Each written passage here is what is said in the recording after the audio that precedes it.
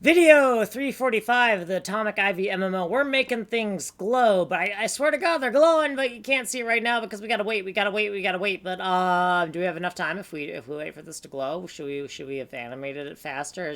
I question my life choices. There we go. Look, it's glowing. It's glowing. Okay, so now that you've seen it glow and you have proof that it is glowing, let's go look at the code we've changed. So in the Art Girl macros, we've added this 256, and we're not actually using this anywhere.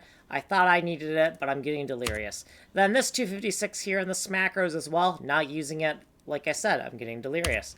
In shader number 7, that is this shader right here that is glowing. I swear it's glowing. I'm not making this up. Inside of the main function, inside of this 8x4 capper graphics section, this part got too complicated. We removed it, and we opted for this simpler logic right here. So if a capper graphic pixel element exists within the tile that we're rendering, then this was the original color value. And now we're going to modify that color value and increase the green channel by taking the game timer, dividing it by 64 to make it go a little bit slower. And I think 64 is a little bit too slow, so we're going to go 16 to make it go a little bit faster. And then cosine basically modulates it, right? Makes it loop around and go up and down, and oscillate.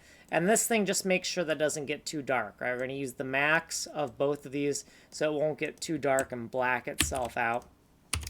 And here's what we did previously, and then here's our footnotes, and here's what we did in this video. So if you want a longer explanation, you can go here to this playlist on this channel. You are here. You can get the source code here. Email me here. With that said, you've been on video 345. Like, subscribe, and send me money.